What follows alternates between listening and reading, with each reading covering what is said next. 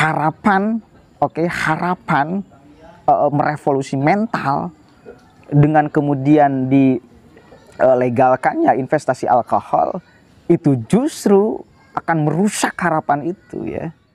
Kalau menambah kepada kas negara, maka madaratnya membuat rusak moral anak bangsa. Kebijakan yang dikeluarkan oleh Jokowi, NU pasti mendukung.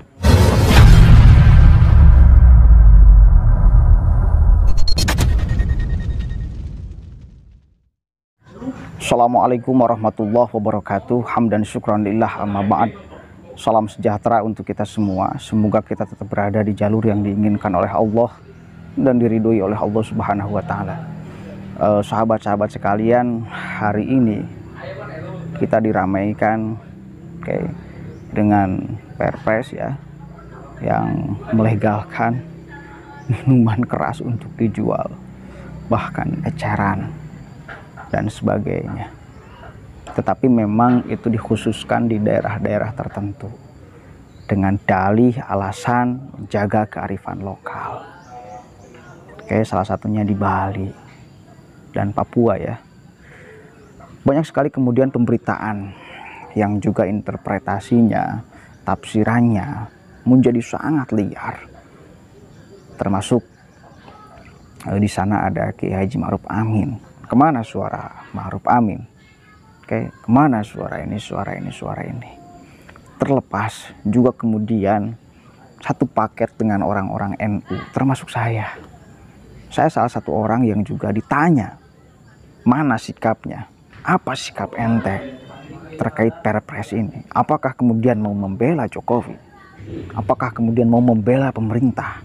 Apakah moral bangsa akan Anda dukung untuk dirusak dengan minuman keras? Segoblok-gobloknya saya atau kita semua,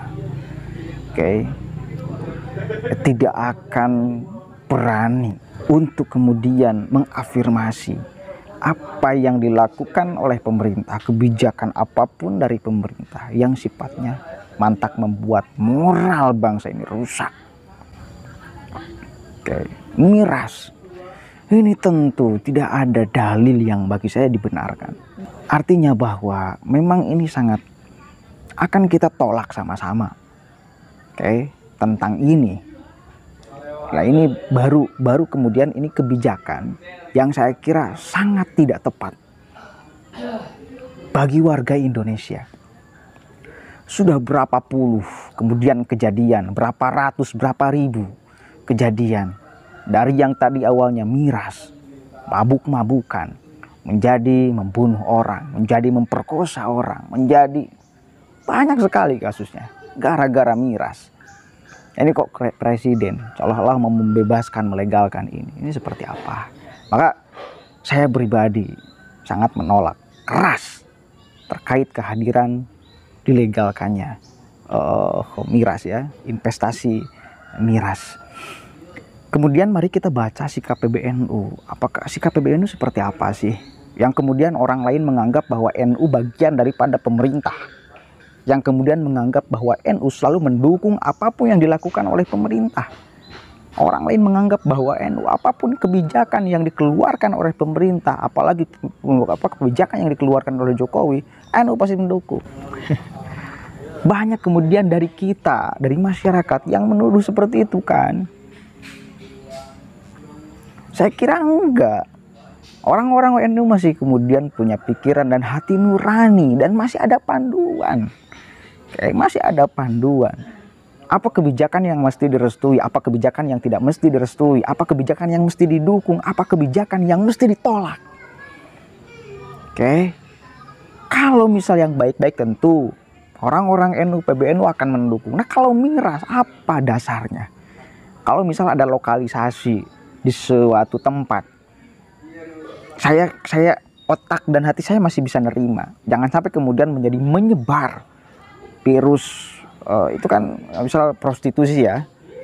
Kemudian ada perda atau apapun itu yang mengatur untuk silakan ada di sini aja. Jangan sampai kemudian menyebar liar. Nah, saya masih bisa membenarkan. saya masih bisa menerima gitu loh, membenarkan, masih bisa menerima, kita masih bisa menerima. Karena apa? Karena efek kalau tidak dibuatkan lokalisasi, ini bakal menjadi malah liar, malah menjadi menular. Maka dibuatkan tempat agar ngontrolnya bisa kita gampang gitu loh. Pemerintah bisa gampang kontrolnya. Virusnya kemudian gak menyebar. Oke. Nah kalau misal miras, ini sudah saya kira enggak bisa lah. Apa dasarnya, apa dalilnya? Enggak bisa. Otak dan hati kita pasti akan saklek langsung menolak gitu loh. Apapun dasarnya, apapun dalilnya pemerintah tuh, apapun. Investasi karena kemudian ada untung di ekonomi. Oke, mungkin ada sesuatu yang positif, pemasukan kepada kas negara. Oke, kalau misal itu positif, bandingkan dengan kemudian efeknya nanti. Negatifnya akan seperti apa? Efeknya akan seperti apa kepada anak bangsa ini? Kalau ada nilai positifnya, perbandingkan saja. Nilai negatifnya saya kira akan lebih luas daripada nilai positifnya. Oke. Itu ya. Mari kita baca nih ya sikap PBNU dari NU Online ya. PBNU tak setujui investasi minuman keras dibebaskan. Oke. Ketua Umum PBNU Kyai Said Akil Siraj menyatakan ketidaksetujuannya terhadap rencana pemerintah menjadikan industri minuman keras yang sebelumnya masuk daftar negatif investasi menjadi keluar dari daftar tersebut. Jelas ya, PBNU sangat tegas menolak. Satu kali lagi saya katakan, apa yang kebijakan apapun yang dikeluarkan oleh pemerintah yang akan membuat baik bangsa ini pasti akan didukung. Tapi manakala buruk, manakala tidak baik, ya pasti akan ditolak. Jangan salah kemudian kita memahami sebagai anak bangsa lihat sebuah organisasi. Ya. Kemudian dengan dicabutnya dari daftar negatif, maka investor akan berlomba-lomba membangun pabrik minuman keras. Ini sangat berbahaya, saudara. Ini sangat berbahaya. Bagaimana kemudian moral anak bangsa ke depan 10-20 tahun ketika anak bangsanya kemudian dicekoki dengan minuman keras? Oke, bagaimana? Otaknya sudah nggak bakalan sehat. Bagaimana memimpin negara ini? Yang pada akhirnya kan yang tua akan mati. Subhanul yaum berjalun qad. Pemuda hari ini adalah pemimpin masa depan. 10, 20, 30, 40 tahun ke depan. Yang muda-muda ini yang akan kemudian berjasa penuh untuk mengendalikan bagaimana arah bangsa ke depan. Nah kalau misal sudah kemudian hari ini dicekoki dengan minuman keras, ya dilarang saja sudah banyak yang mengkonsumsi dan efeknya sangat luar biasa negatif, apalagi dilegalkan. Ini sangat berbahaya sekali ya. Yang sangat berbahaya sekali. Minuman keras jelas-jelas lebih banyak mudaratnya daripada manfaatnya. Nah, itu seperti yang kemudian tadi saya katakan. Apa sih manfaatnya? Kalau menambah kepada kas negara, maka madaratnya membuat rusak moral anak bangsa. Mending mana tuh? Katanya Senin ya, pendirian pabrik baru atau perluasan yang sudah ada akan mendorong para pengusaha mencari konsumen minuman beralkohol yang diproduksinya demi meraih keuntungan. Sementara di sisi lain masyarakat yang akan dirugikan. Ya, betul. Ya, teruskan baca. Ia juga tidak sepakat produksi minuman beralkohol ini untuk tujuan ekspor atau untuk memenuhi konsumsi di wilayah Indonesia Timur yang peminatnya tinggi. Nggak bisa lah. Nggak bisa, tetap dalil apapun saya kira nggak bisa dibenarkan untuk kemudian membuat, untuk legalkan minuman keras, nggak bisa lah. Nggak bisa. Ya, mau hukum apa tentang minuman keras ini? Hukum agama jelas haram. Agama apa yang kemudian membenarkan penganutnya mengkonsumsi minuman keras? Islam jelas haram. Nasrani, Yahudi juga saya kira nggak boleh. Dalilnya apa? Kemanusiaan. Kemanusiaan.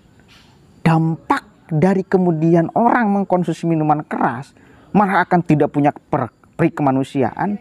Tidak sedikit orang yang membunuh akibat sebelumnya mengkonsumsi minuman keras. Tidak sedikit orang yang kemudian memperkosa akibat sebelumnya mengkonsumsi minuman keras, tidak sedikit orang yang berlaku jahat akibat sebelumnya minum minuman keras. Peri kemanusiaan justru malah akan hilang. Jadi tidak dibenarkan dengan dalil agama apapun dan tidak dibenarkan dengan dalil kemanusiaan. Jadi apa dasarnya? Hanya memenuhi uang kas negara, tetapi membuat moral anak bangsa rusak.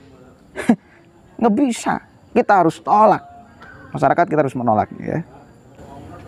Harusnya kebijakan pemerintah adalah bagaimana konsumsi minuman beralkohol ditekan untuk kebaikan masyarakat, bukan malah didorong untuk naik. Nah itu karena itu harusnya ditekan. Kalau misal ada orang yang masuk ke Indonesia menjual minuman keras, harusnya disikat, bukan malah kemudian didorong untuk silakan membangun pabrik minuman keras, silakan jualan di Indonesia. Nggak bisa. Macam apa ini kebijakan, ya? Nggak rasional. Ia mengibaratkan alasan pendirian pabrik baru untuk memenuhi konsumsi ekspor dan Indonesia Timur seperti yang dilakukan oleh para petani opium di Afghanistan. Mereka mengaku tidak mengkonsumsi opium tapi hanya untuk orang luar. Kan seperti itu paparnya. Nggak bisa lah. Tetap nggak bisa lah. Nggak bisa. Itulah intinya panjang. Intinya bahwa NU itu menolak keras apapun dalilnya, apapun dasarnya. Karena jelas tidak akan menjaga moral anak bangsa.